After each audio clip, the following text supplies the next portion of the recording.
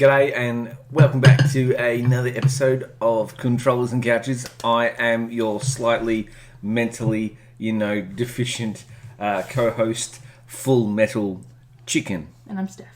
And now I can go back to talking normal. And yes. Hello everyone. Hello everyone. Back to another week. And we also have a special guest today, Larry the Llama, who is our... dog, toy, plush, llama, chewability, 1, light, carry and cuddle. Yeah. Courtesy of, for, I think, $7? Yeah, $7 at Kmart. From Kmart, part of the Anko pet range. And trust me, it was worth the price. Yeah. Because essentially what cheaper than antidepressants. Yeah, absolutely. I pretty much walked around with the thing, holding it and patting it, and even tried to feed it leaves.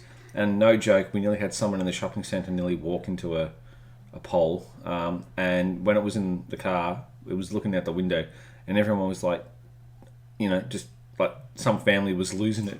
My favourite, but also I hope she doesn't need therapy part, was when, because we had to get food for the buns, and we went to the fruit market, fruit veg grocer, and we got some parsley and some chicory for the buns, and you were like, oh, Larry's eating my shirt, and I've gone, here, let's give Lazarus some parsley, and I tore off a little leaf, and they just happened, so we're walking out of the centre to go to the car, and there happened to be a little girl, I'd estimate 4 or 5, with her mother. They were walking past us to go into the centre. Mother was busy doing what mothers do. The little girl saw and thought Lazarus was real. Yeah, literally thought it was real. And if you look at it from a distance, it looks like a small chihuahua. Yeah. So I think that we literally had a chihuahua in the car, which was absolutely hilarious because some of the looks we were getting were just priceless. Like, even the stores we were going into, people were just staring at us. It was hilarious. Definitely find that out. So there's the mission for everyone else. Go out and buy a plush toy from your local, Kmart or Target or Walmart or Kaufland or the Aldi or your IKEA. Actually, no, you can't really buy a cabinet and then walk around and patting it. Okay. Yeah, anyways. Anyway, how's your week been? Just injuries. So that's been my week. So, yeah. Do you want to explain? I did some DIY on a door. I had to get the door frame back in, but obviously the nails in the door were kind of bent. So basically, to describe, the actual lip where the door actually has to meet in the frame, that little bit that pops out, it's like a third the size of the actual, and it sits in the middle of the door frame, and it's the lip that the door has to touch, right? Yeah, and whoever had done it beforehand had not done it properly with the nails, so they were bent and all over the place.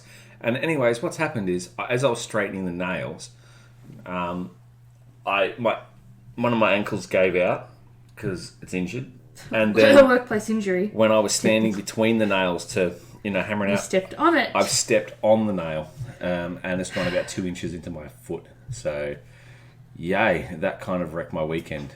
You had your tetanus shot for anyone who's concerned. I've had a tetanus, yes. So a booster, rather. Booster. So yeah, that was pretty much that for me. Sweet, you go, girl. And then, literally just Larry, like Larry, way to go. Yeah. Let us know if anyone has got a pet llama. That would be adorable. That would be adorable. Yeah. Alright. Yeah. So, any gaming? Yes. I've been playing Call of Duty. Everyone's sick of me saying Call of Duty. But anyways, I'm playing Modern Warfare.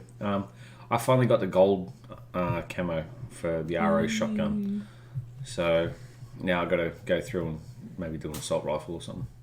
So MP7, MP5, running the SMGs. But apart from that, I actually installed and loaded up Star Wars X-Wing TIE Fighter from 1995. So what I'm going to do now is also install Yoda Stories from like 1985, I think it was. So going through nostalgia at the moment. But I was looking at different joysticks you can actually get for flight simulator games. Some of the high-end ones go around the 800, 900 mark, and they're absolutely crazy. Like, for Flight Simulator and Ace Combat. Ace Combat's a good game. Ace Combat 6 is crazy. And so I was looking at that going, yeah, maybe do that. But you can run the copy that I'm using at the moment with a mouse. But I was just going to go hunting for the joystick that, I've got in a box somewhere. It's, it's not worth going out and paying $900. Not all joysticks are $900 though. No. So even just like a 40, like a there 20... has to be one, even if it's Logitech. Yeah, Logitech. Go out and get like a $30 or $40 one. Will do the trick. And it's just so you can, use thrusters and... Yeah, anyways, yeah. So that's what I've been doing. Thrusters. Yeah. It was one of the first games where you had to choose between... I think I've actually mentioned this. Logitech Gaming has an Extreme 3D Pro joystick. Ooh. Let me just load the web page. Logitech's pretty good. The web page. Otherwise, I just, rip the joystick out of a plane. That would work. Yeah, Michael. Sounds like a good idea, Michael. Absolutely. It's a great... Comes with a 3-year warranty, only suitable for Windows 8, Windows 7 and Windows Vista. Apparently that one is $89.95 if you decide to buy it from Logitech online. Yay! So they're out there. I'm sure there would be a cheaper option somewhere. Yeah, absolutely. I'll have to look into it for you. Yeah, buy a TIE Fighter. Yeah. So yeah, we watched a movie actually. Yes, we did. Oh wait, do we want to do movie first, movie review first, or quiz first? We'll do quiz first. Alrighty. This one I saw straight away, and I'm sorry, but this is this week's quiz. Okay. This is one of my favourite movies growing up as a tween. And this one is only someone who's seen The Man at least 3 times will pass this quiz. If you're not familiar with The Man, or if you need a refresher, that's the movie with Amanda Bynes and Channing Tatum, where they're part of the school football team, being soccer. Okay. Yep. All right. I would love to be able to say I'm going to get 100%. Yeah. But we shall see how we go. I'm going for 1%, so let's go. Prompt number 1. Viola, darling, remember to like... A, you have a secret. B, you're a lady. C, you're royalty. Or D, you have manners. I'm going to say you're a lady. It's incorrect. That's you have a secret. Okay, so I select you have a secret then. No, you said the one that you had to select. Okay. You're a lady, so you have to select you're a lady. Woohoo, I got wrong. Why, yes, I do. My favourites, cheddar, feta, Gouda, or brie. I'm going to say my favourite is brie. No. They're quotes from the movie. Yeah, I know. Okay. I know. All right. Why, yes, okay. I do. My favourites... Gouda. But you have to go brie. Okay. Oh, wrong. Oh, for the love of God, it blank! Exclamation mark. Burn? Does it sting, burn, hurt, or tickle? Burns. Yeah, it burns.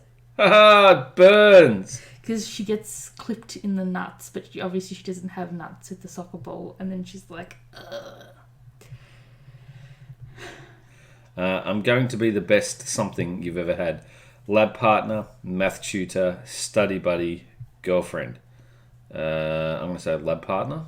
You would be correct. Woo! End of discussion. Fine. End of blank. Is the blank game, relationship, friendship, or story? Story. Incorrect. It's relationship, but you have to go for story. Oh my God, I'm doing so well. And when I close my eyes, I see you for what you really are, which is nasty, annoying, ugly, lazy. Annoying? Is annoying the one? Wrong. It's ugly. Oh, okay. You ugly. I'm allergic to sports, the sun, being naked, my own sweat. I'm going to say the sun. Yep, it's this. That's her excuse to not have to wear like shorts like everyone else on the team and to wear a hoodie and whatnot. Yeah. Yeah. Be a man. Rub some Blank in it.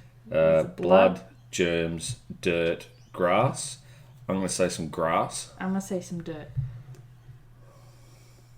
No, okay, I was wrong. Yep. I can do this. I'm a dude. I'm a hunky dude. I'm a hunky Blank. dude. Super badass, hot, sexy. I'm going to say super hunky dude. No, it's badass. Oh, okay. I was wrong again. Okay, does he have your number? 1-800 Get Lost, Buy a Talk, Kiss My Ass, Biatch. Desperate. I'm going to go my biatch. It's I'm going to biatch. say Get Lost. Wrong. What did you get? What did you get? I got 3 out of 10. Yikes, you failed. Have you ever seen She's the Man? You scored better than 3% of quiz takers. Can your friends beat you? I think so, yes. I got 10 out of 10 right. I'm a She's the Man scholar. You've seen this movie a million times and it's paid off. Throws tampons in the air. Woo! I'm brilliant. Shh. Alright. So, movie reviews. Mm-hmm. We only have one. And that is The Invisible Man. 2, actually. Oh, what's the other one? That I forgot? Parasite. Yes! That's right. We finished it last week, straight after recording the podcast. Yep. We're not obviously not going to be spoilery because they're both... Yeah, no spoilers. Parasite, I give 9 out of 10 for a Korean film. Not even... Don't even be rude by saying it's a Don't Korean even look at it as a film. Korean film. Just as a film itself, 9 out of 10. It's subtitles, but it's great. Thoroughly, I'm going to give it an 8. We bought the DVD for it. Yeah. Yep. I'm Like Blu-ray, sorry. We bought a Blu-ray. Blu-ray's already Great movie. So, was it what you were expecting? Just the twist at the end? No, was not expecting it all. See, I knew exactly where it was going because, like I said, I watched Stephfafahh cover it ages ago in one of her mukbangs. Yep. And so when it came out, I was like, "Oh, Michael, this looks like a good movie." And then I convinced you that we had to watch it, and yeah, so I was, it's brilliant. Great movie. And then we saw The Invisible Man, which I reckon, an 8 out of 10. Yep. What did you think of The Invisible Man? I give it about 7.5, 8 out of 10. There were some things that would just, I don't want to say because they would be spoilery, that affect the rating. But I guess in a few months or a year or so we'll talk about it. But yeah. Yeah. But I should say that there's a trigger warning here. It's very much like a domestic violence centered movie. There's elements of weaponry, whether it be knives or firearms. But yeah, it's quite graphic in nature. So yeah, I kind of describe it as all of my paranoias rolled into one, but it was very well done. There were some bits, the continuation errors and the things you're like, oh, but this and that, and you that kind of sit, which obviously I'm not going to say because it would spoil, but it was pretty. Look, it was worth the movie price, for sure. And just for a little bit of interest, in case people were wondering how to go back to the source, The Invisible Man is actually a novel by H.G. Wells. It's a short story by H.G. Wells. Yeah. However, it's very loosely based on that. Yeah. That's what he wrote is not the movie script. Not at all. Per se. Except the part where it's talking about, how to make a human invisible. That's... Yeah. So it was really clever the way they did it, and the science kind of really... As I was looking at it, and as someone else... There's two things that they try to hide behind in science fiction. Yeah. So they don't have to explain it, because they have no idea what they're talking about. One is, it's quantum physics. Yep. Right? They don't know how to explain it, they just say, it's quantum physics. The second thing is, just optics. Yep. Just optics. It's so what do you mean? You're talking about microscopes, you're talking about cameras. What branch of optics are you talking about? Oh, no, just optics. Yep, just that. And, it was rather good. But the evil boyfriend is the kid, the son, the druggy son from Haunting of Hill House. Yep. So it's like, ooh. I was like, wow, that escalated quickly. So, we found that. And essentially, also, too, you realise you're a nerd when... you look at the actual lab and you go, ooh, that's a confocal. That's a confocal. Ooh, that's an axio. Yep, we got those tables. Yep, really cool. Yeah. That was probably the lab for me personally was the coolest part of the whole thing. Yeah. And then yesterday we watched Pete Davidson's Alive in New York Netflix special. Well, yeah. You didn't know who the guy was until literally at the end, where there was a picture of him and Machine Gun Kelly, and you're like, whoa, wait a minute. And I'm like, yeah, they're best friends. He's the guy that, you know, he has the opening line in Loco, in the music video, even though it's Machine Gun Kelly singing. Yeah. That's Pete. Yeah. And I was like, damn it. Okay, now it actually makes sense. And I was watching it and like little bits and pieces because I was also dabbling with some tanks, which was frustrating. So then I went back to watching comedy because stupid shit was happening. So then I'm like, is this guy, you know, under the influence? Yes. Yeah. By a large amount. Yes. Well, apparently he has since cut back a lot of his pot usage because he found out that he has what he thought was anxiety and he was coping with by use of medical marijuana. Yeah. Turns out that he has borderline personality disorder. Yeah. And so what he thought was just coping with anxiety, he needed to cut back for, allegedly. But he also does shrooms with MGK. So I don't know how. That stuff, like, it's going to fuck with you. Yeah, and the fact that, you know, he's told a line, like, he cracked a joke at Dan Crenshaw. Well, the thing was, he said what he said. Exactly. Right? But he apologised straight after. Yeah. And then Dan Crenshaw's going to be Dan Crenshaw, and, like, no one's going to have a go at it. No one's not going to side with the Navy SEAL. Yeah. Right? And the other thing, too, like... But apparently he said since this special came out, he said, you know, when you watch these comedy guys... He didn't know that his apology was an actual apology. He just thought he was further taking the piss. Yeah.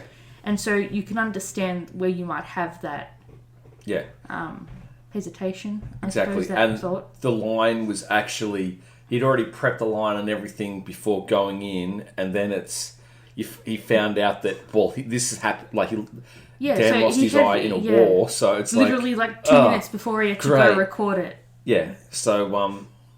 he then went on to, you know, talk about, well, his father was a 9/11 firefighter who sadly passed, you know, in that, you know, episode. So, yeah, you look at it and go, okay, comedians are comedians. They have a joke, but at the end of the day, there is the serious underlying stuff. Well, he said he injured it in a war or whatever. Yeah. And he didn't know the specifics of how it got injured in a war, but he wanted to acknowledge the fact that this guy was... Yeah.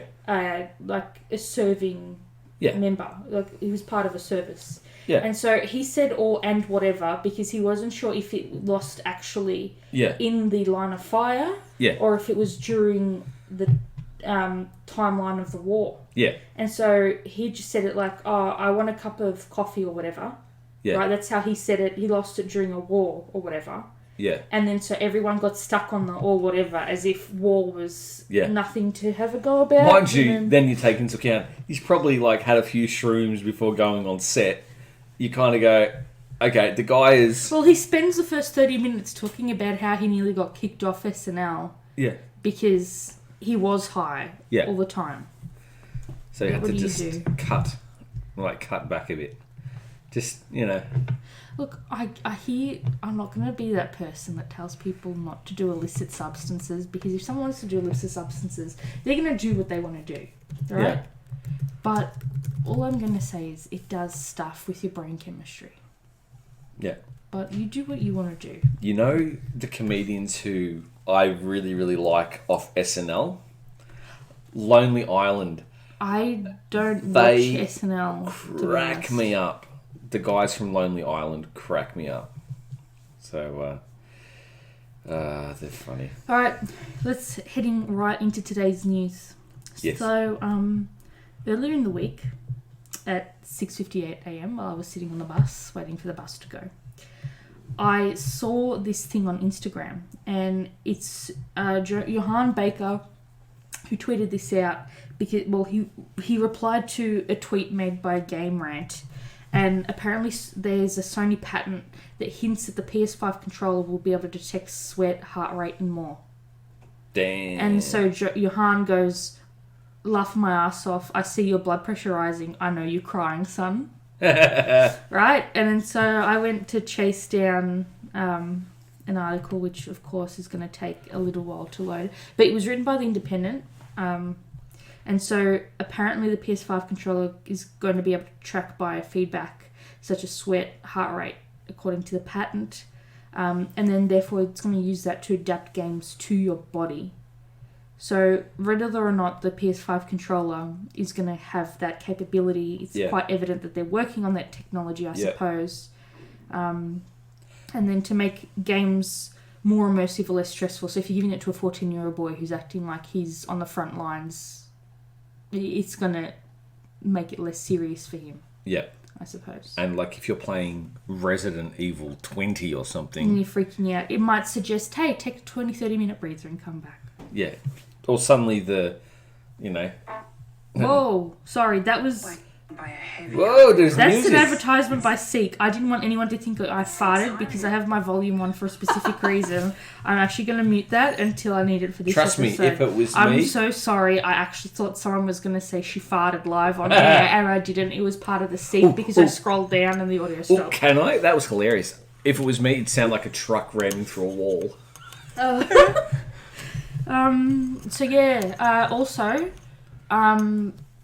we already spoke about the woman she got arrested. Did I tell you that? Yes, you told me that. So we all know about $5 million bail, and I don't know what's happening past that. Yeah. Apparently they found the son's iPad and the kid's birth certificates in some storage place somewhere in Idaho. Nice. So people are kind of saying that maybe the kids are in fact actually gone. Where gone is in this context, whether it be sold to human trafficking or if you know what I mean. Yeah, that's a bad place to go. So okay, do you have anything else you wanted to cover before we get right into the news? Well, not the news, but the story today. The only thing I was really going to say is people talking about backwards compatibility. A few people I was talking to during the week, they were saying a lot of their consoles they got rid of because of backwards backwards. Please don't do that because you don't know which console it's going to be backwards compatibility for. Don't go out and sell all your old games. Don't go sell your consoles. It's as a gamer, nostalgia. There's nothing greater than having a discussion with some mates and then going, let's go play Donkey Kong, but we don't have the console or the original PlayStation. Listen, I'm feeling very triggered right now. Yeah. Please stop. Okay. No, but the point I'm making is... No, but my mother and my brother did the exact same thing. Yeah, an emulator is, able to recreate some of the nostalgia. There's shit there that I had that I will never remember the name of. Yeah. So I had to actually go on Reddit, go to the tip of my joystick and describe the games. Yeah. And wait, and there was one guy who was brilliant, really helped me out. Because you figure, the cover, you just can't remember what it's called and stuff the memory chip or anything like that. Yeah. Just the fact that once you get rid of those, it's not gonna be backwards compatible to the PS1. But interestingly, we were out the other day and I saw that on the Xbox One you can buy an Aladdin and Lion King. I think it's the original video game, isn't it? That they've remastered. So that would be interesting. I'm going to wait for a sale. Very interesting. Oh, last thing. We're going to get NBN soon. We have a estimated connection date. We have to call and we have to pre-order. So that we're one of the first customers to get it installed, whatever on earth it is. And then, boom! Yep. And I can't wait to go back on Blops 2. And with my LMG internet, what do they call it?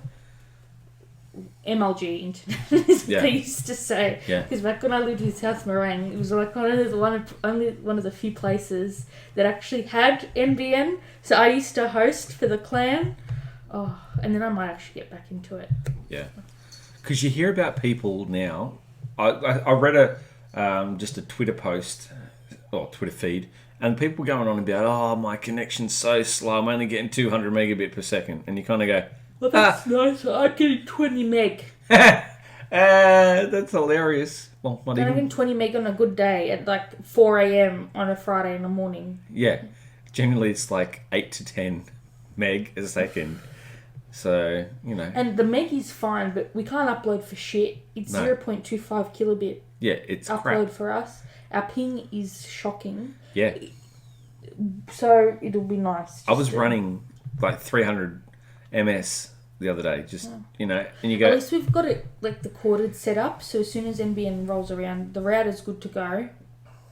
Well, when they come in to, like, install or run fibre or whatever they're doing, they're going to come in and see the cable that we got, and they're going to be like... Do they need to go into the back room No. to look at anything, or no? It's just at the front, right? And it runs off the same line. Pretty sure, yeah. That's it. Because I remember in South Morang there was an actual box that they install inside your house. Or unless what they might do, because there's another port over there, they may actually hopefully install... they'll put it here. Yeah. Because then the cord will have to move from there To there. to there. And then run it through, Yeah. And then instead of it being kitchen that way, it'll have to be like the other side of the room. Exactly, yeah. So it's not the biggest problem in the world. I think we get the modem anyway with the package when we do the sign up. Yep. And our router's going to amplify or do whatever a router does. So... Our router is... Well, we could go to Sweden with that router and it still wouldn't max. No. So, and you know what pissed me off? The freaking safety membership for the router. I'm not going to say what it is. Yeah. But that was freaking shocking to have to... Because we had the trial and then we're like, oh, we had like half a week left. And I'm going, oh, I'll just do it today while I remember. It was bloody so hard to get the subscription not reinstated, but to, I guess, move over from the subscription to the trial to the paid subscription. And I had to contact them. And I had to pretend to be you, because obviously it's in your name. So I did the online chat, but what are you going to do? Alrighty, hoity-toity. So we're ready to go. Nothing else? Nope. Nope. Okay. So today we're going to be talking about the solved cold case of Ursula Barwick. I know that normal people think it's Ursula, but she preferred, I think the pronunciation of her name was Ursula. So if I accidentally say Ursula, please forgive me. It's actually Ursula. Yep. Ursula, rather. Ursula. So this one's going to be quite heartbreaking, and you're going to be left with some mixed feelings, and ultimately you're going to feel like there was no resolution to the case, but you'll see what I mean when we eventually get there. So originally I was watching the news about the bushfires that were happening, I want to say in late December, early January, and because I was watching like the ABC news coverage, I was recommended this episode of Vanished Without a Trace, which was about Ursula's disappearance, and it was aired by the ABC, like I said, so that's how I first heard about her case. I'll actually link the YouTube video in our episode notes if you wish to watch it yourself. But before we actually get into this week's topic, if you have any information regarding any criminal activity or just want to report something that doesn't feel right, please consider contacting Crime Stoppers. It's all anonymous unless you request to be identified. And you can do that at crimestoppers.com.au or by calling 1800 333 000. This is an independent, non-for-profit organisation that's part of a global network. So if you find yourself able to donate, please do. Yep. All right. So it's kind of going to... When I say it's a cold case, it took place a while ago, which we will get into and that kind of thing. But Ursula was a kid that grew up in the country. When I say in the country, I don't mean 40 minutes drive from Melbourne, right? One day she told her parents that she was just going to go to Sydney. And you yourself can attest that it can be quite daunting for some people, especially a young girl at that time. Yeah. I think it was the 80s.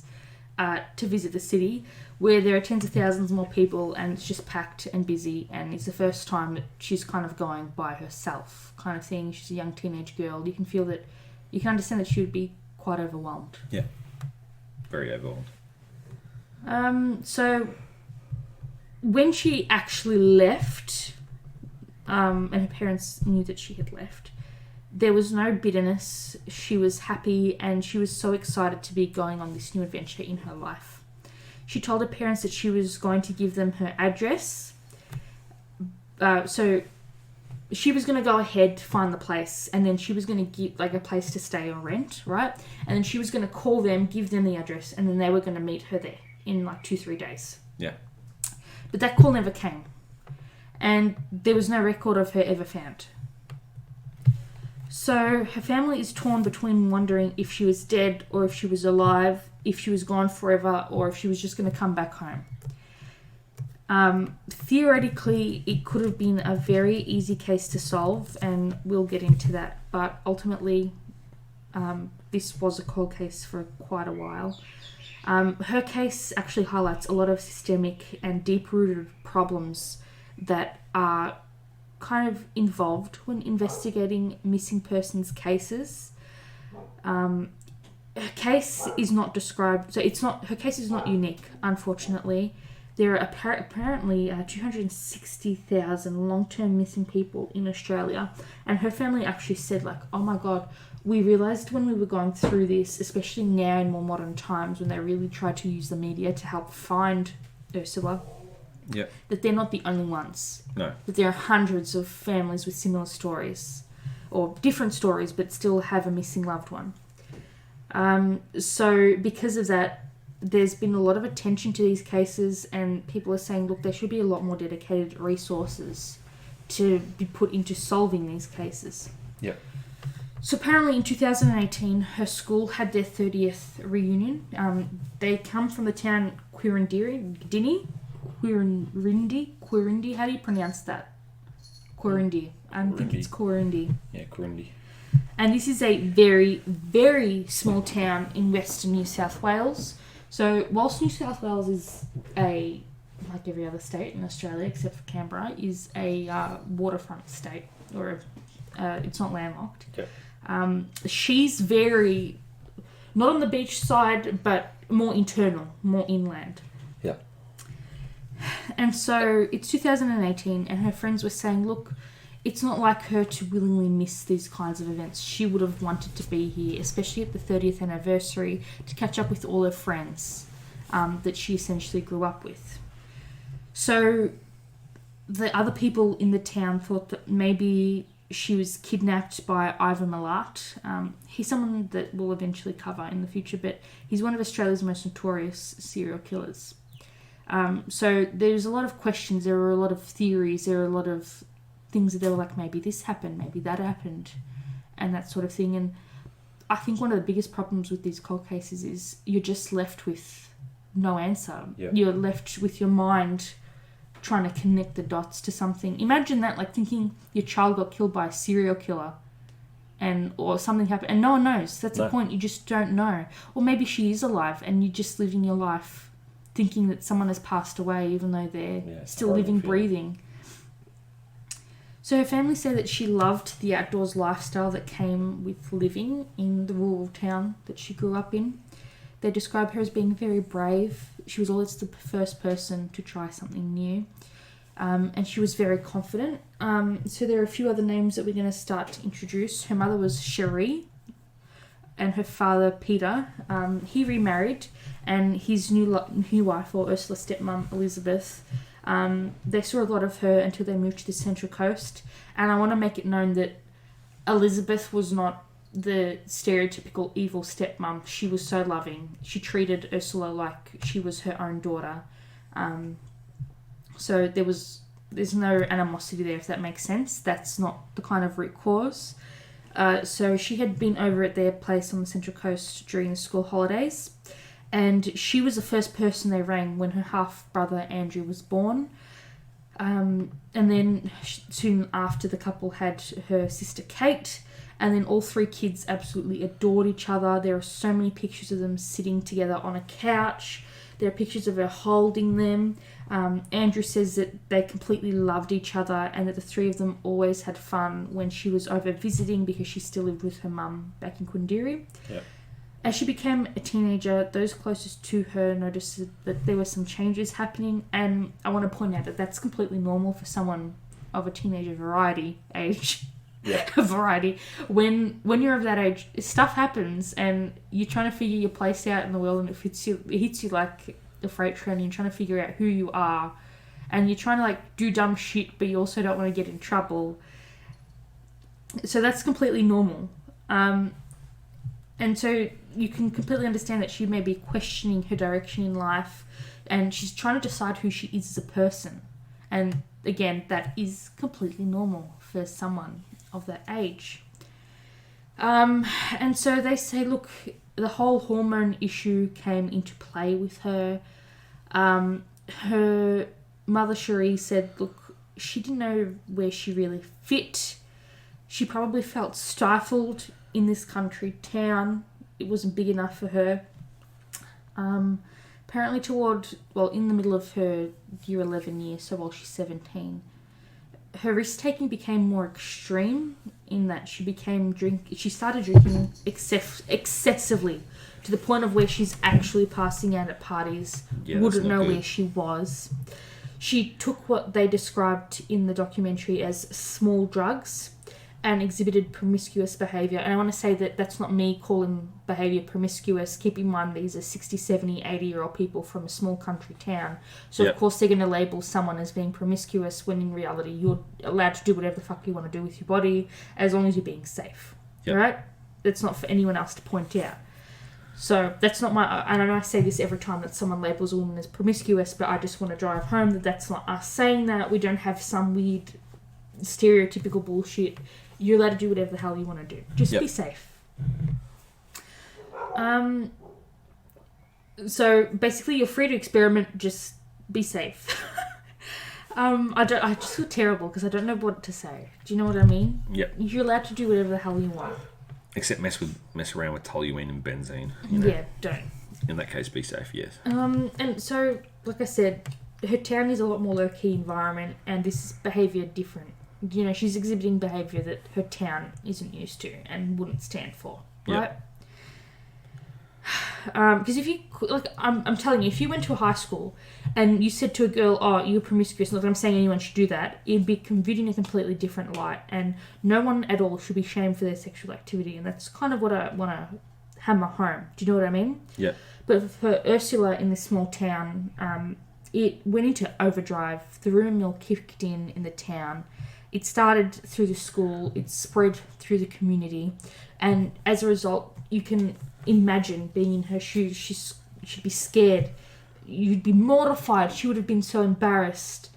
And that, again, is completely understandable. You know what I mean? Whether she had control, consent, whatever, under the influence, you don't talk shit about someone. No. You don't shame someone for what they do. And you can imagine how the rumours would have driven her to act out more and would have added more fuel to the fire. Absolutely. Because you just kind of go, well, if that's what they say I am, might as well give them something to talk about. And so her dad described getting a phone call from her mother, Cherie, not the stepmom Elizabeth, but the mother, Cherie. And she said, look, can you please take Ursula for a while because I cannot handle her. Yeah. She's just getting to be too much. And her dad said, of course. And so she was sent over. The last time they saw her was in spring of 1997. So she was in year 11. She didn't want to go any further. And in Australia, that's actually quite common. As soon as you turn 15, which I think is year 9, halfway through year 9 for most kids, you're allowed to decide to drop out of school. Most people in Australia do that because they either want to pursue a trade. For example, guys will want to be sparkies, concreters. There was one kid in my school who dropped out to become a butcher.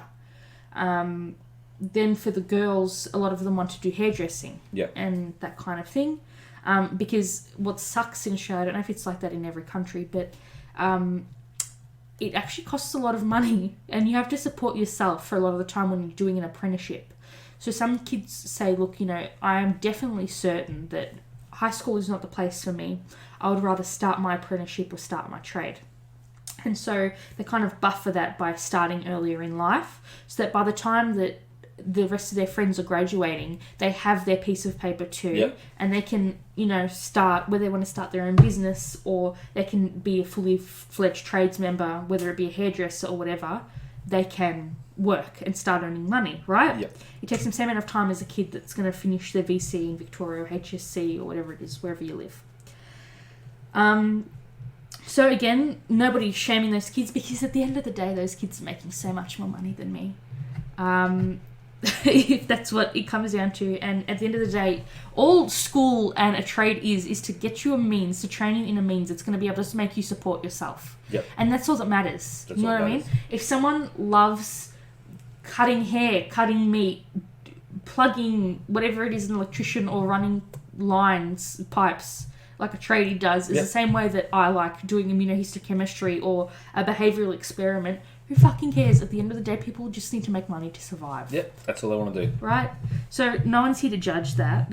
You got to do what you got to do to support yourself. So she basically said, and this is her family quoting her, "I'm 17. I can do whatever I like. I can do anything. I can leave home." Oh, jeez. And so she says, "Oh, by the way, Dad, I found a job in Sydney." And her family basically made the decision to support her life choice. And so they took her to the train station in the middle of the week, being a Wednesday, and they said, "Look, you go down, you find a place to stay, to set yourself up, and we will come down on Saturday. So you're going to call us, you're going to tell us your address, and we will come on Saturday and, we'll catch up then." Yeah. So they were going to give her, pretty much 2 full days. So she gets there Wednesday, and then she's got Thursday, Friday to situate herself and get organised before she calls them to tell them where to go to visit.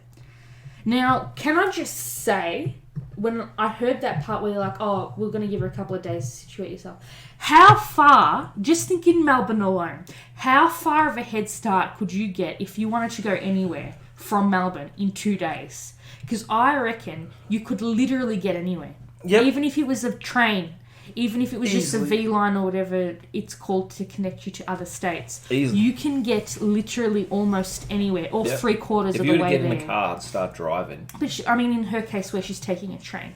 Yeah. Right? But she could get on a train, get off on a train, and hop in a fucking car, go to New South, to Northern Territory. She can go to Perth. She can go to Darwin. She could go anywhere, and you wouldn't know because there's no Mikey. No. Nothing. There's no CCTV in the 90s. So all I'm saying is, if you really wanted to disappear, you could make it happen. You could. Right? Especially considering she's driving all of these things like, "I want to leave and I want to do this," and that's I don't know, I wasn't there, but that's like the what's that word I'm looking for? The impression her family were giving me when I was watching this documentary. And please keep in mind that this is the late 90s, so cell phones were nowhere near as common during that time.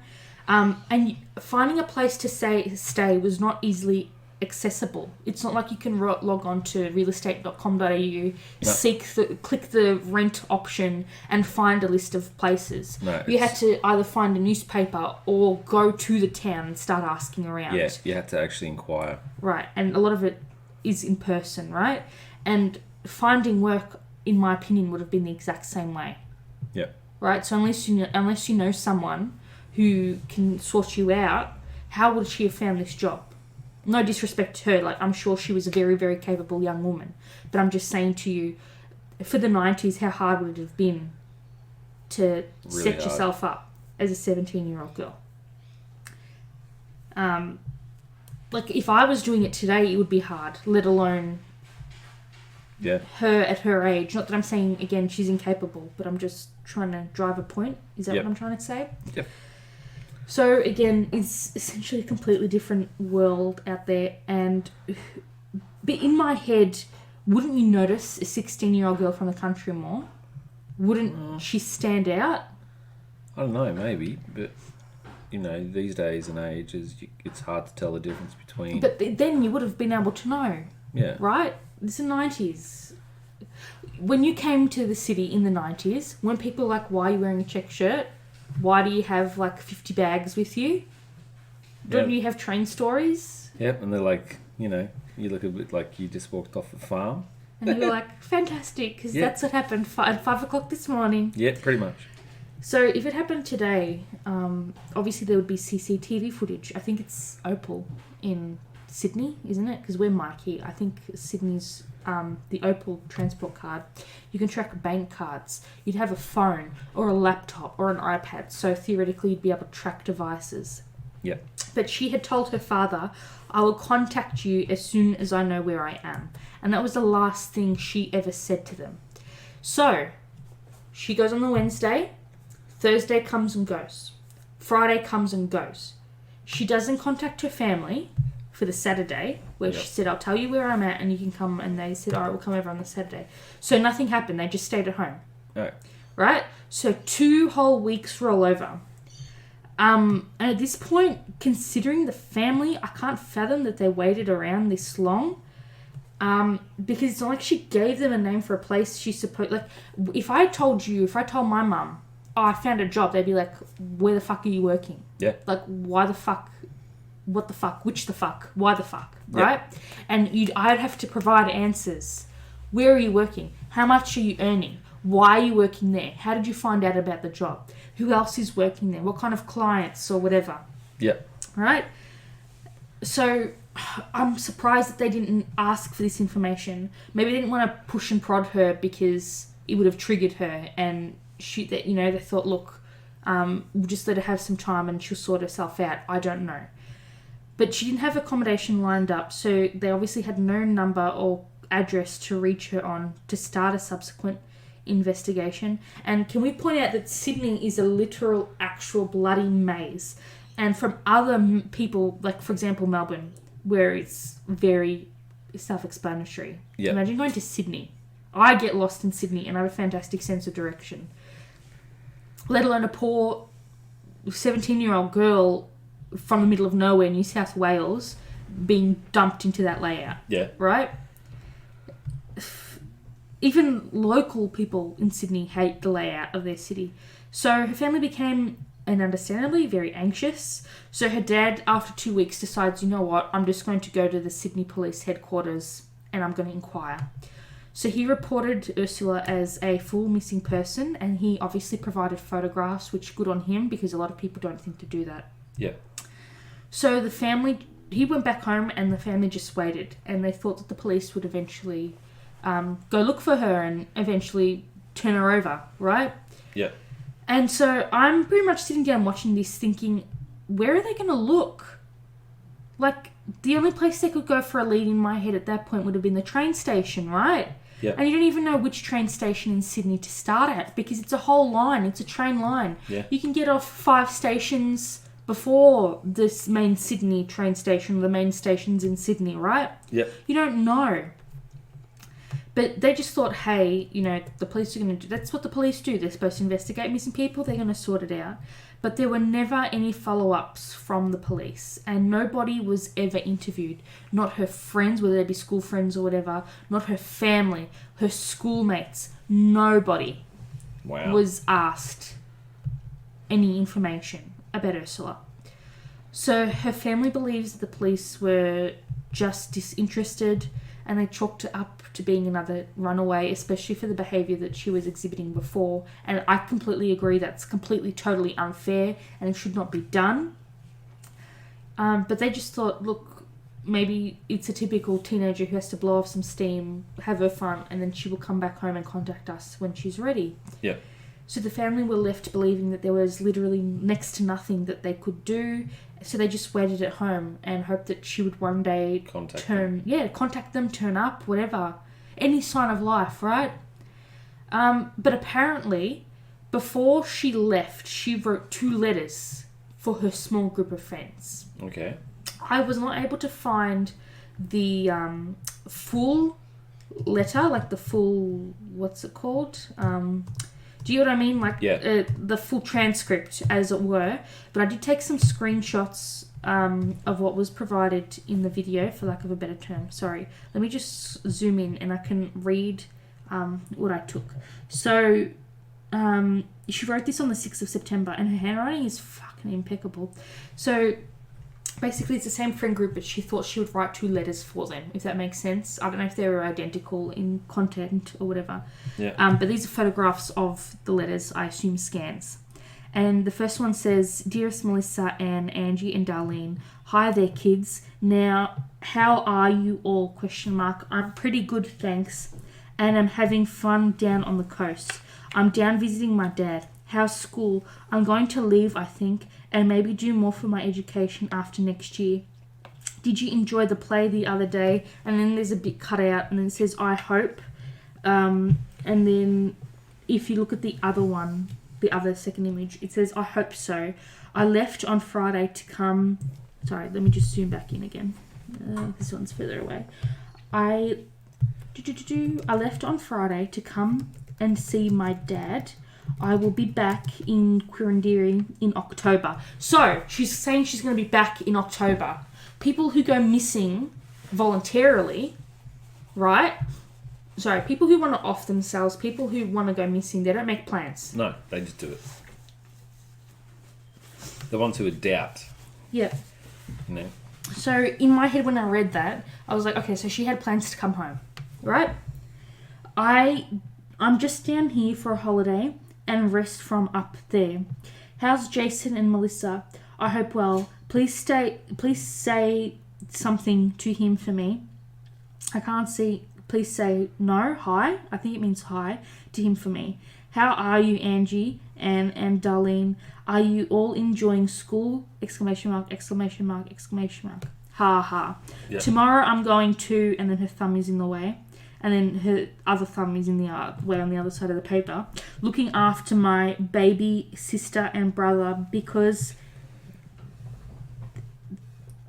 something here have a pupil-free day, something school, so I can something... And then she's like, I'll write to you later, I think is what it says. Because the woman who's holding the document to the camera is in the way of it, I suppose.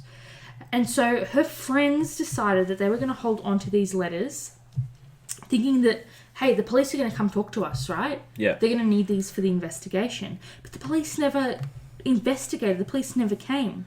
So throughout the letter, apparently her friend says about 3 or 4 times that she missed them, that she couldn't wait to see them. So again, it's not like she planned on being away forever, even if she planned on disappearing for a while, right? And then she actually drew this picture of, I want to say it's a brick wall, and a head over the brick wall saying, hi girls, and then a bee with a hat, like a baseball hat, saying, see you all soon and miss you heaps. Yeah. Right? Like 2 cartoon drawings.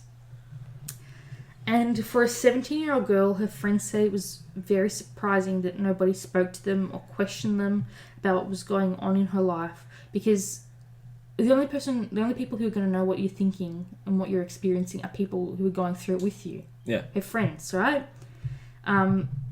So maybe she would have told her friends something, but there was no contact from the police. There were no results from the... Oh, shit. Hey. Oh, shit. Is that the FBI? Oh, God, could you imagine? No, that's a 10:30 alarm. 10:30 that I set last week for the confocal. Yep, so it's 10:30, everyone. Welcome to 10:30 a.m. Welcome to 10:30 a.m. on this Sunday, the 1st of March. Pinch Punch, it's the first day of the month. Sorry, but you can't do it back. Well, I did a flick and kick myself. So, sorry about that. So, with no results, her family said, you know what, let's just go start looking for her ourselves. So her brother Andrew says that he remembers his dad just going to the city quite a bit, and he didn't realise what for at the time. But in the back of their dad's mind, he thought there would be a chance that she had gotten into something more sinister and she couldn't get out. Yeah. So he said in the documentary that when you go into looking into these places, you realise what kind of deviant people are around. And he says that he was saddened to have to see it firsthand. So basically, this guy would just go to the city during late night. Yeah. You can imagine the kind of areas, King's Cross and whatnot, and he would just walk up and back around the corner, looking to see his daughter. Yeah. If he could find his daughter. Yeah. So Christmas of 1997 comes and goes. Birthdays come around, and she still has not been in touch. Years go by, and Elizabeth, her stepmom, say that they would get phone calls from the police saying that somebody new had taken up the case, because they make that known, but nothing new would come to light. Yeah. Her mother, unfortunately, Cherie, passed away in 2014, 17 years after Ursula's disappearance. And just before she passed, Ursula's dad said that apparently Cherie had said to her ex-husband, "I'm on the way to meet her." Yeah. So the mother was quite, I don't use the word adamant, but I guess she knew maybe that her daughter was gone. That's really sad. And then that apparently really hit home for him. So Cherie unfortunately passed away. So all the conversations and the searching for Ursula stopped. Yeah. And then in 2008, the school had their 20th reunion, and everyone got on the topic of Ursula and just, wanted to talk about her. So at this point in time, Facebook was so new. But they said, you know what, let's just make a Facebook page. Yeah. And so one of her very close friends, Heidi, really spearheaded and organised that. And then her brother joined the page in 2010, Andrew. And so in the documentary, Andrew says that he always wanted to be a policeman. He always thought that, once he got his badge, he would be able to look for her. And that's like, imagine that, like, baby brother. Yeah, that's really rough. Wanting to do that. And so, good guy Andrew. And so he made some inquiries in the missing persons department. And he was actually at the same station as Senior Constable Adam Marsh, who was a part of the missing persons unit. And so Andrew told him that Andrew tells this Senior Constable of the missing persons unit that his sister had been, his sister was missing. And so the constable goes, "Yeah, man, if I can, I'll have a look." Yeah. And so this is the point in which she's been missing for approximately 23 years. And at this time point, forensic technology was really, really picking up. Yep. And so it was aiding police to solve cases that were really making waves. It was hitting national media, and it was solving lots and lots of cases, tough cases.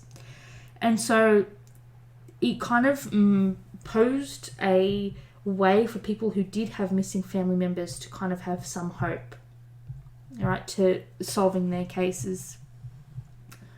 So in 2010, there was a massive campaign by the Federal Police and the Missing Persons Unit. Yeah. And so their push was this new age progression technology, because it was the first time that it was going to be used in Australia. Yeah.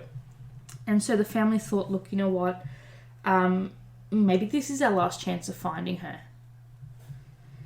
And so Ursula's face was one of the first few that was generated under this new scheme, and it was placed on bus stops, and it was run on every single media circuit. And her sister recalls people going up to her and saying, "Oh, we saw your sister's poster, I hope it gets an answer for you." Yeah. But the family were concerned because the hair colour and eye colour in the description were wrong. And so not only that, the date was wrong as well. So two key pieces of information. You're going to look at someone and you go, hair colour, eye colour, right? Yeah. And when you're going to, yes, it was nearly 30 years ago, but you need that key information to be correct. Exactly. So they made a phone call to try and get it corrected, but that took about 3 to 4 weeks for that to be rectified. Yeah. So meanwhile, everyone's blasting out the incorrect information. So her friends said that this was very sloppy. They didn't understand how people would be able to find her or hand over information if everything was wrong. And so time continues to tick by. There are still no new leads, and the family is back to square one. And then in 2014, at this point she had been missing for 27 years. There was a statewide, 27 years, right? There was a statewide initiative to follow up on stalled long-term missing person cases. And so a detective at King's Cross Police Station ended up with Ursula's file. The family were told that the officer thought that this may have been a homicide, but he felt that there was more to the story. So bottom line, at this point, everyone kind of knows that she's dead, kind of feels that she's dead, right? They don't see that she'd be missing these massive important events, that she would go without stuff her parents, her brother and sister. You have to be really close to someone for your baby brother to say, I'm going to be a cop so I can find you. And to stick to that 20 years later, right? Yeah. In my head, that's a very big attachment relationship there, right? So imagine her friends. Imagine her parents. She was obviously very well loved. She was just in a very tough spot. Yeah. And that would be so hard. And so her dad and stepmom were individually interviewed for the first time 27 years after she went missing. Not 7 days, not 27 days, not 27 months. Not 27 hours. 27 years. What, like, obviously they're so close to the story so they would remember things, but still there would be information that you may have, lost during that time. Who the hell... So Sergeant Amy Scott was also brought onto the case. And so... is the name Amy or something? Let's just say, I can't remember, but let's just say Sergeant Scott, right? Yep. And so all of a sudden, these people are doing more for the case than anyone had ever done previously. The officers go back to her hometown, spoke to her high school friends, and they say that, every lead, every name they brought up, and they just, they said to the police, maybe have a look at this. So the police did. They gave this person's name. The police went and they tried to chase up that lead. Yep. And so a year later, it's 2015, we're now 28 years after she went missing, the police released a reenactment of her during Missing Persons Week. And her case was the face of Missing Persons Week in 2015. And as a result of all of the attention on her, somebody anonymously called Crime Stoppers. And I've got a media release that I'm going to play for you, alright? Decades after Ursula Barwick went missing, police... There's fresh hope. A woman who vanished from the Central Coast 30 years ago could still be alive. We've recently received new information that Ursula was in fact working at the Coach and Horses Hotel in Randwick in July of 1989. There was a sighting of Ursula in Sydney 2 years after she disappeared. Police have been able to verify. I was just stuck. Right? So, family were like, we're stunned. They were really happy that there was news, for lack of a better term, but they were saddened with the knowledge that she left and disappeared for so long by choice. And that was something that they weren't kind of ready to have to feel, if that makes sense. Yep. So the family decided to do a press interview and they addressed Ursula directly, and I'm going to play that for you now. Ursula, if you're out there anywhere, please contact us. Just to know that you're okay, your life's okay, and the rest of it doesn't matter. Yeah, so he just, wants her to come home. Not even that, just to know that she's alive, that she's out there. Yeah. Right? So after all of that, would you believe that if I told you it was a case of mistaken identity? Oh, jeez. That the girl, it was a girl, but she was very similar in stature to Ursula, and she was going to university near that pub. That's why she worked there. Yeah. But it was the wrong girl. Oh, jeez. So 6 months later, after she had been missing for 29 years, in May of 2016, her father gets a late call. He gets a call, it's late afternoon, from the lead detective on the case, Kurt. And he says, look, I have this set of photographs. I want you to come in.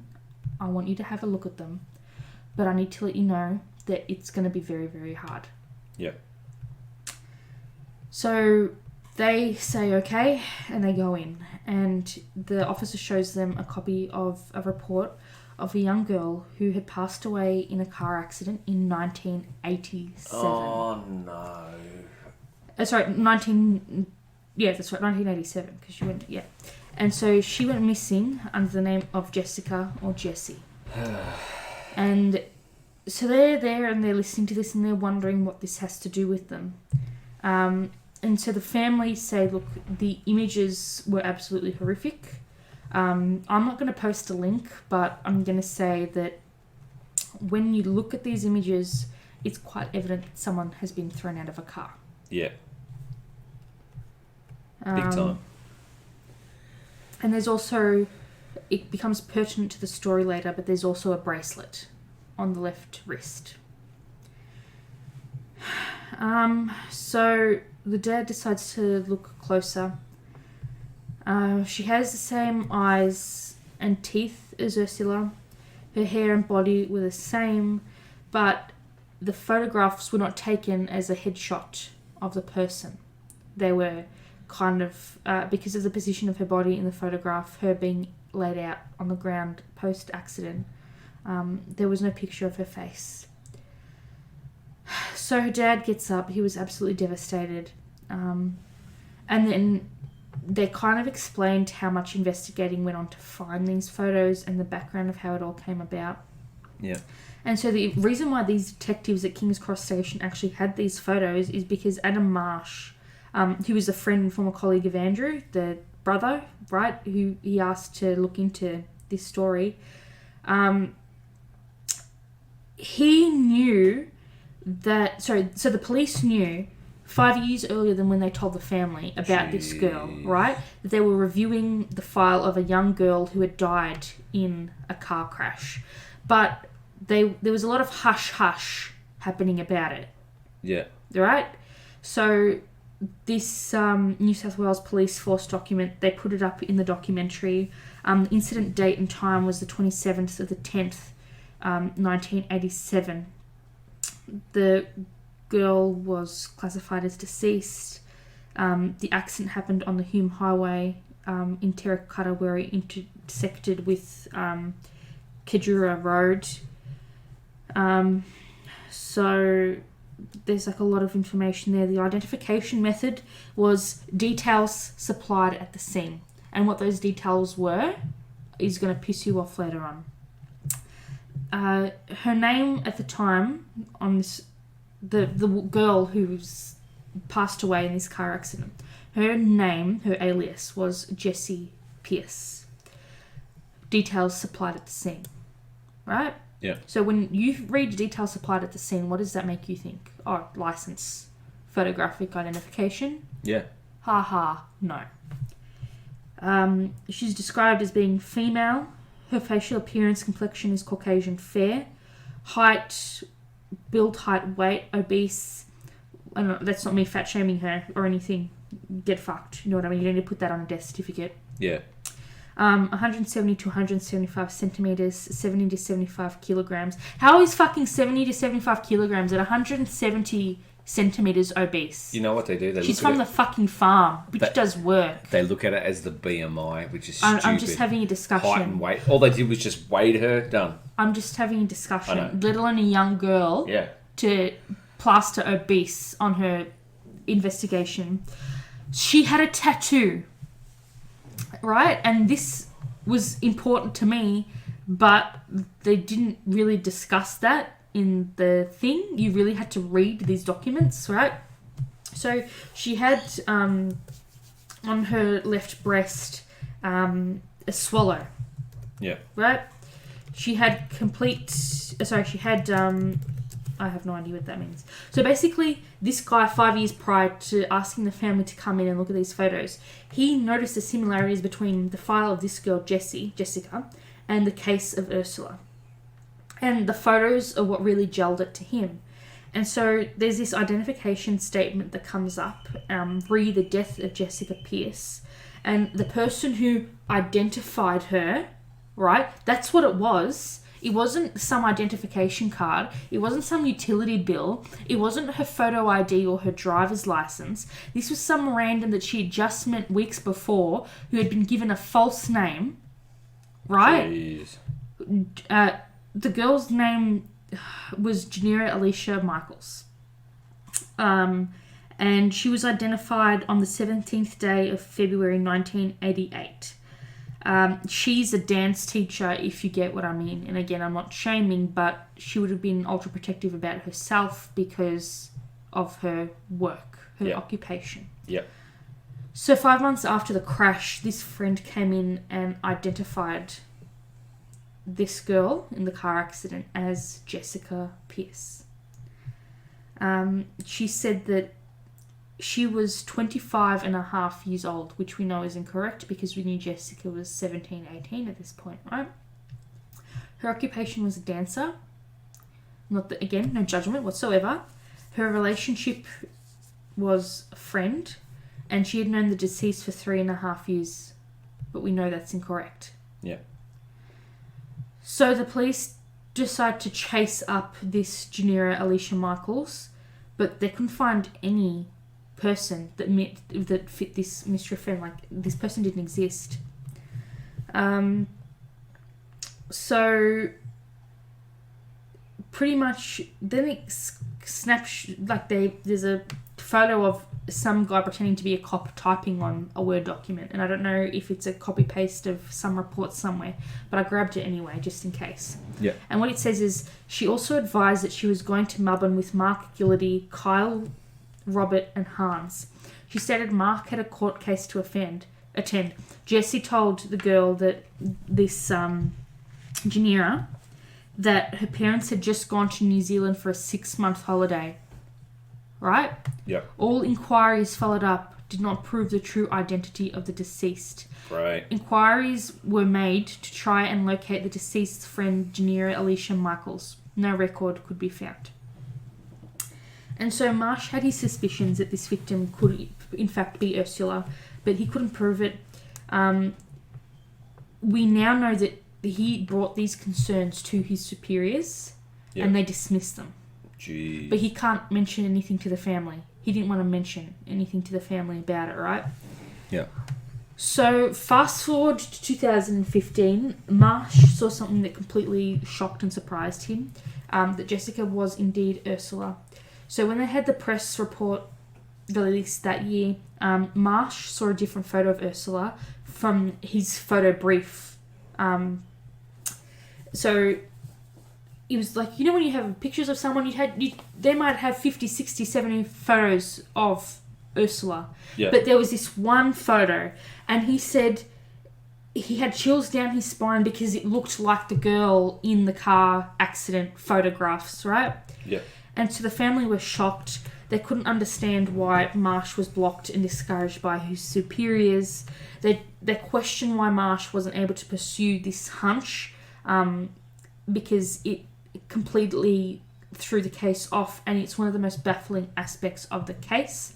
Yeah. Years on, the family do not know why it wasn't allowed to be investigated further. So the family ends up kind of identifying Ursula in these photos, right?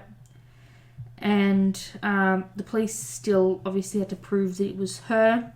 So they went on a hunt for the other 3 guys that were in the car that were given in that statement. Hans Tangen, who was in the car, he was first asked if he remembered Jessica/Ursula. And then he was asked what happened in the accident and if he remembered Jess at all. And he said, of course I did. He describes meeting Jess while at King's Cross. Hans, Jess, and a larger group of guys and girls all hung out together during this time. Kerry Nichols remembers meeting her. So this is another friend, Kerry. She remembers meeting them in a pool hall. She said that they played regularly. They just listened to the music. They hung out and they had great times. She came out of the blue, like Jessica came out of the blue.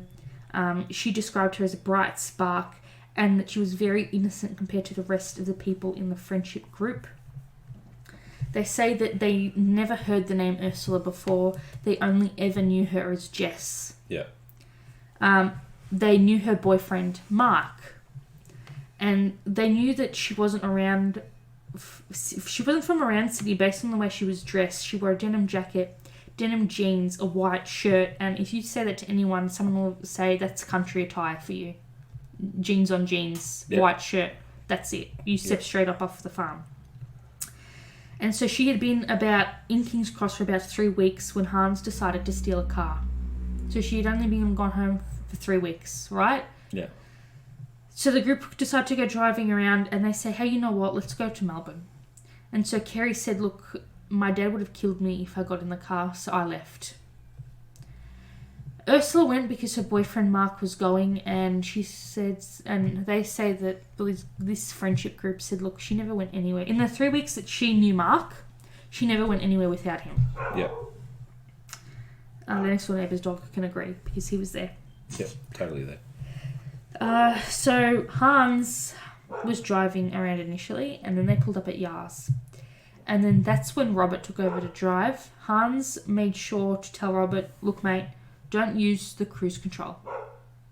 And then this is the guy who's driving the car first. Yeah. So he decides to catch a sleep. So Ursula and Mark, they lie down in the back seat of the car. To me, that sounds like they're not wearing seatbelts. Yeah, absolutely. So they're cuddling and they fall asleep.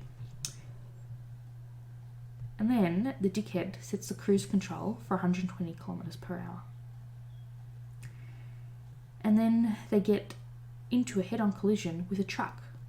So essentially what they've done is they've looked at cruise control being that they thought that the car was just going to drive itself. Well, the car drove itself, or he didn't know how to stop the car from driving itself on the cruise control setting. Well, it's quite simple. You stop the car. It's not their car. They've stolen the car. Yeah. They don't know. They haven't read the manual. Yeah. So you just apply the brake. He probably thought you had to press a button. Who knows? You just stop the car. So they get into a head-on collision with this truck travelling at 120 kilometres per hour. And then so this actually made the newspaper at the time. And the snapshot I could get from the article says, stolen car's driver to be charged after woman killed in smash. The driver of a stolen car involved in a fatal accident on the Hume Highway yesterday has been under police guard at Wagga Base Hospital.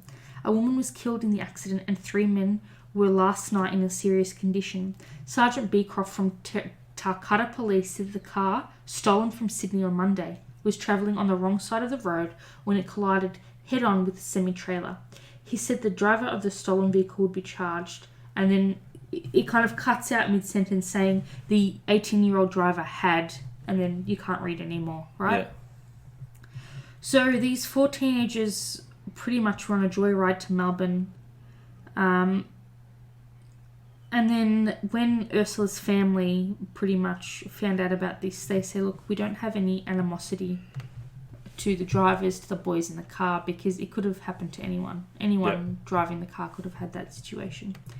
The sad part is that it only happened 3 weeks after she disappeared. Jeez. So her family's fears were they thought that she was a sex worker and that she was hooked into drugs. She wasn't, and they got that kind of answer. Not that I'm saying that there's anything wrong with being a sex worker or anything shameful about being addicted to drugs. We all hope that you get through it and you can kick it if that's what you're looking to do. But, she was just there. She was part of the gang. Her family said that they felt relieved and the situation was much better than what they first thought. As much as they felt relief, they were also quite frustrated because there wasn't any answers for them. How did this go so south so quickly? Why did it take that 27 years for this information and these answers to come to light? So after the crash in 1987, there were 2 separate investigations going on at the same time, right? So this Jessica person, that investigation, and Ursula's disappearance, but no one connected the dots. And so she didn't have a driver's license. There was no phone to contact anyone, right? And so in the documentary, they line up some key information about this car crash victim, aka Jessie, and Ursula as a missing person. So the screen grab says that the car crash victim perished on the 27th of October 1987, that the victim came from Sydney, that her alias was Jessica, that she was between 17 and 25 years old, with fair blue eyes, weighing 70 kilograms, standing 175 centimeters tall. And then they have Ursula's information next to it as a missing person, where she was missing since October 1987, missing from Sydney, her name being Ursula Barwick, that she was 17 years old, that she had fair build, blue eyes, weighing 70 kilograms, and standing at 175 centimetres. And because Jess, being Ursula, she didn't have any ID on her at the time of the accident. The boys, even her boyfriend, just knew her as Jessie. They couldn't give her surname because they didn't know her surname. But the thing is, in the letter, so then they show a second page to the letter that she wrote her friends, if that makes sense, right? That we hadn't seen before in the documentary. And then she, apparently, being Ursula, made a mention in the future that if she ever had a daughter, she would name her Jessica. Yeah. And it's like, so I hope you, Darlene, are still working on the colour scheme. So this little baby will be the trendiest kid in town. If it is a girl, I've decided on Corone or Jessica. Maybe Claire or something. If it's a boy, it will be either Craig after Frog Melissa, I think it says. So, essentially what we now know is that she changed her name to the name she would have given her future daughter. So the police investigating the crash were only looking for a woman named Jessica. And then they point out in the documentary as well, the binder with all the information about the case. And then there's this point 77, it says, Sergeant Beecroft stated during the inquest that there was a large number of inquiries made by King's Cross Police and the Vice Squad in that area in relation to attempting to locate relatives of the deceased. However, he did not go into any specific detail regarding those inquiries. He stated the Bureau of Crime Intelligence checked their records for prostitutes known by that name and with a similar tattoo with a negative result. Right? Yep. So, take from that what you will. And at the same time, like, Ursula's family weren't looking for, missing persons or records of young women aged between 17 and 25. They weren't flicking through photographs of reported missing women, right? So they were just sitting there waiting for the police to do what the police do. And so, in missing persons investigations, to us, in hindsight, it's an obvious choice to say, let's look at morgues. Yep. Let's look at, accident victims and all that kind of thing. But police did not do a check against bodies that were turned over at that time. And then when the family pretty much found out that Ursula, had been lying in the morgue for 19 months, that nobody went to look at her to identify her, they were quite disappointed. And the problem here also is that the New South Wales Health jurisdiction of the morgue and the New South Wales Police have jurisdiction of different parts of the investigation, if that makes sense. Yeah. So they all have different records, different databases, and different methods that don't meet or intersect with each other, right? They're two investigations occurring in parallel instead of networked together, right? So it's like saying if I used the Google search, but it only gave me Google searches, and if I used Bing, it only gave me pages that I didn't see in Google, and vice versa. Do you know what I mean? Yep. And so this, you can understand how it would be a completely major issue, and that there would be many, if not hundreds of cases that have had this problem over decades. So in 2014, there was a police inspector, Victoria Bresford, and she was asked to conduct an investigation into the missing persons unit of the New South Wales Police. And then from her review, there were failures at every level, from the intake of the police report to the level of care that is shown when someone first reports, for example, providing wrong dates of birth, genders, addresses, next of kin, and because that all dirties up data. Yeah. And then so the thing that she says that shocked her the most was what was happening in the morgue, that there were so many unidentified people, and any of which could have been one of the state's long-term missing persons just sitting there in an icebox, right? Yeah. And so when you have an unidentified body turn up, it's not automatically matching against a police report. And so that to me is alarming, because you'd think you would check against that. But unfortunately, Ursula was found 31 years later. And so once the detectives wrapped up their investigation, the family knew that it had to go back to the coroner's court to have Jessica officially declared as Ursula Diane Barwick. The lead investigators, Adam Marsh and Amy Scott, are not allowed to comment yet, because there's still a lot of internal investigation occurring within the New South Wales due to the police force during the inquest. And we talked about how there's a lot of issues with the New South Wales Police Court, because we've spoken about the polo player, Kelly Lane, before, and she had issues there already. So what we do know, and this is where it gets really heartbreaking, but we know that Ursula is buried at the Emu Plains Cemetery. We don't know where within the cemetery, and there are no records, and there is no headstone depicting her as obviously Jessica, right? So she could be anywhere within the acres of that cemetery. That's really sad. And so I guess that's why I kind of titled this as identified rather than found, because we technically don't know where she is.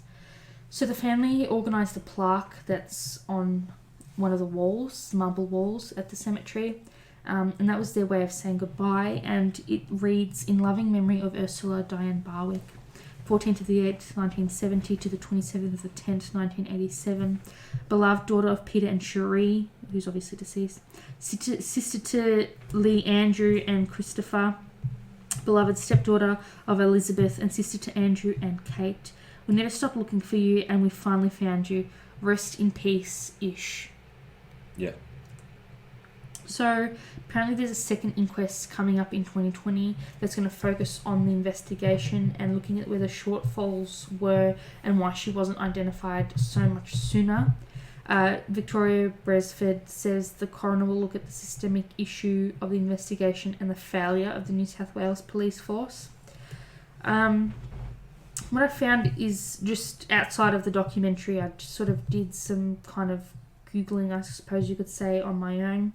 And I was able to find that the family had a memorial for her. Yeah. And in this kind of like information sheet, I guess, brochure, whatever, I feel terrible saying that. But it said, "Always loved, always remembered," and there's a beautiful picture of her.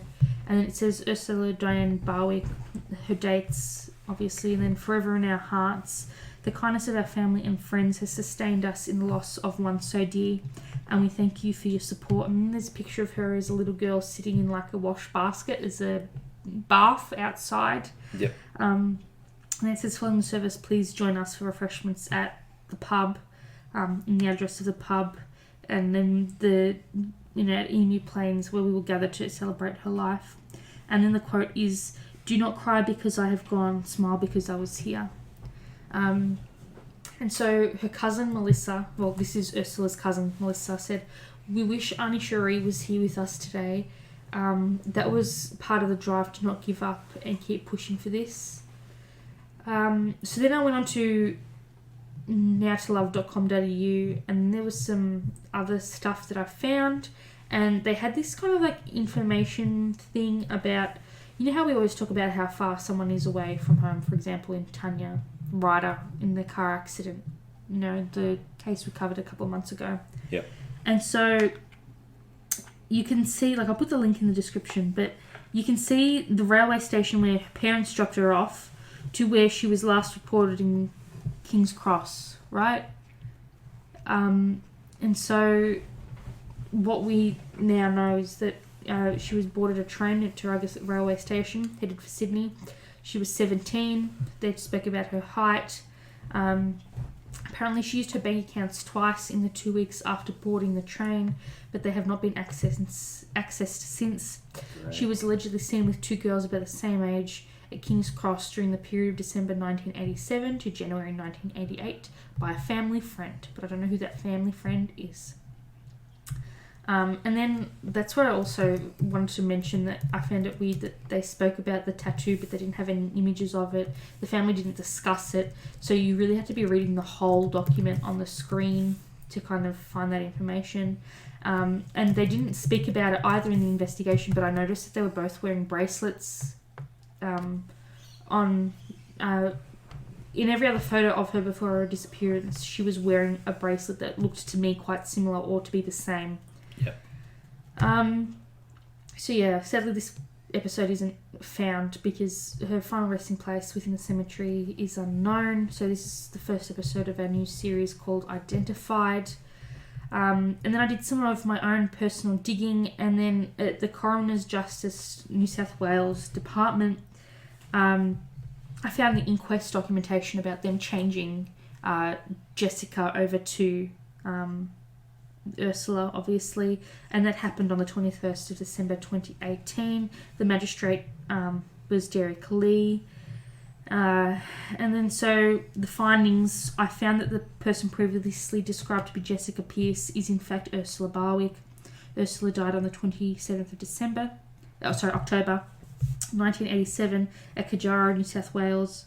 The cause of her death was cerebral contusions and lacerations to head injury, a ruptured aorta, a ruptured liver, and multiple injuries, all being significant conditions in which contributed to her death. Ursula sustained these fatal injuries when a vehicle that was travelling in was involved in a collision with another vehicle. And in his epilogue, the coroner was actually quite moved, which I guess you could be understandable. So in Ursula's honour, her cousin Melissa created the Picnic for the Missing. Yep. It's celebrated on the 1st of August every year, and it's set up for people to remember missing loved ones, to share memories. And I will put their Facebook page in the episode notes. So if you or if anyone you know has a missing family member and you wish to get involved, you can do that. Melissa is also an author, and she's published a series of novels inspired by her cousin. Her books are titled Write About Me, Find Me, and When You Find Me. Her books have a very strong missing persons theme. They're all endorsed by the Australian Federal Police National Missing Persons Coordination Centre because of the role they play in raising awareness and helping families of missing people. So Melissa was featured as a guest speaker at the official launch of National Missing Persons Week at Customs House in August last year. I will also leave her personal web page in our notes. And I would also like to say that since writing these notes, the New South Wales Police Force has replaced its missing persons unit with a new standalone investigative unit to rectify past problems and create solutions for now and into the future. And the team says that they are currently reviewing and developing new standard operating procedures. Well, there you go. So it's really sad. Yeah. It's really heartbreaking.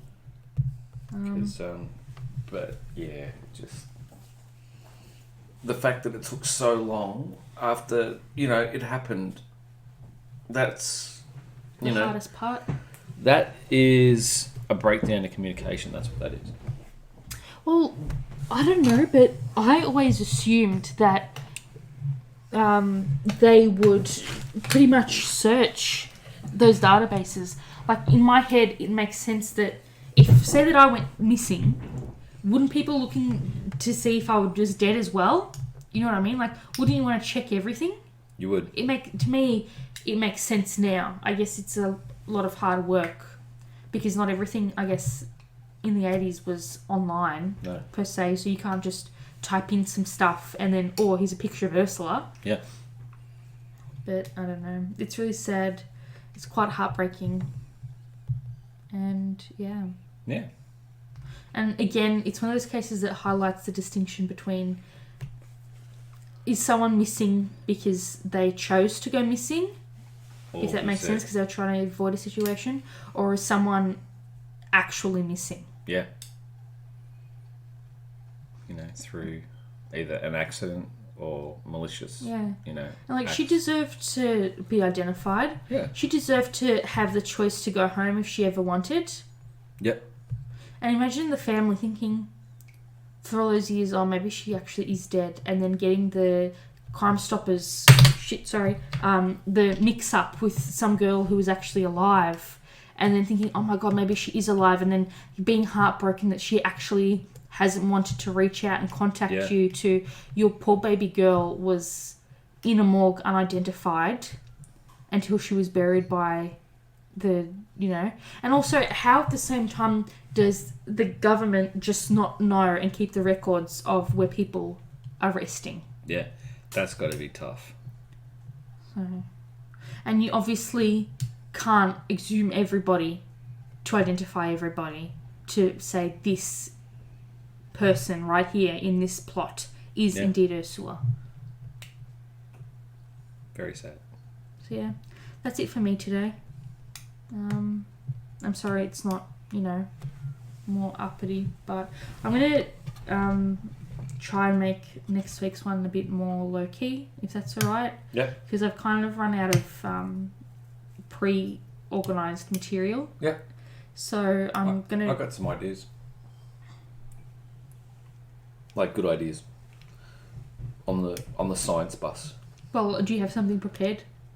Not at the moment. I have the ideas there, so... Okay, so it's not going to be ready for another 2 months. Yeah, no, I'll be ready. Alright, what did you think, Lazar the llama? Yeah, Lazar was pretty happy. Yeah, Larry. Lazar doing lazy things. Lazar. Oh God, maybe not directly into the microphone, Michael. Yeah, that's right, Larry. Yeah. Yeah, Laz agrees. Larry agrees. We're going to keep the tag there. We're going to cut Lazar's tag off. We're going to detag Larry. Alright. Yeah. So, he's wearing it as a hat at the moment. I thought the streamers that you stole from JB Hi-Fi. The streamers, JB Hi-Fi display. His hair was blowing in the wind. And people were like, what the hell's going on? So, all in all, that is it from us today. Yep. Hope you all have a fantastic week, everybody. Thank you so much for listening. And thank you seriously to everyone who is streaming us, downloading us. We cracked 400. And we were like, oh my God. Yeah, thank you very much. So thank you so much. I promise you next week's one will be a lot more low-key. Yep. A bit more fun, I suppose, as opposed to, you know, government doing dumb shit. Yeah. People passing away. Yeah. So I have it like a quarter planned, if that makes sense. So awesome. It's almost done. And I'll have it ready for our podcast. Excellent. Cool beans. So I hope you all have a fantastic week. Stay safe out there. If you see anything nefarious, please report it. Yeah. Even if it turns out to be nothing. Yeah. Report away. And you'll hear from us in another 7 days, everybody. Woohoo. See you then. Bye. Signing off. May the force be with you. Yes. And also with you. Yes. Vulcan hand signals. Adios. Muchachos. Muchachos.